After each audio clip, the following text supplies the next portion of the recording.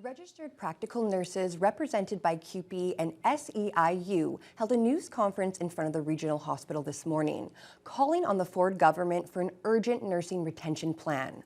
This comes after a provincial poll found that more than 60% of RPNs here in Ontario are prepared to leave the profession. Jessica Clement has the details. The poll was conducted back in March by Nano's research of more than 1,000 registered practical nurses. It was done in preparation for collective bargaining for RPNs as a way to bring a human aspect to the negotiating table. The poll results show 60% of RPNs in the province are considering leaving the profession. We did this poll to try to raise up some of the experiences that nurses were having.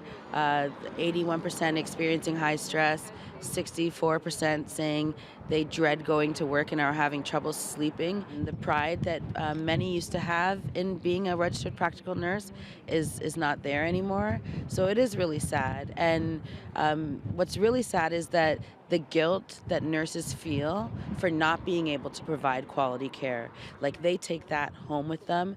The poll identified short staffing, physically and mentally draining workloads, and suppressed wages as the main cause for nurses wanting to quit. Ashley Hill has worked as an RPN for 16 years. She says it's become difficult for her to balance the workload while also trying to take care of herself and her family. My kids are getting older and they need me more there with them at basketball, at school events and things like that. And it's becoming very difficult having to work 3 jobs. I know that most of registered practical nurses have an exit plan. Myself, I have a plan.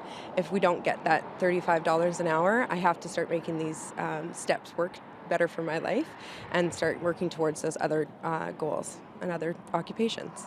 RPNs across the province are calling on healthcare employers and the Ford government to take action now. They're asking for improved working conditions and to be paid a minimum of $35 an hour. CUPE's Dave Birch says if changes aren't made, there could be serious repercussions.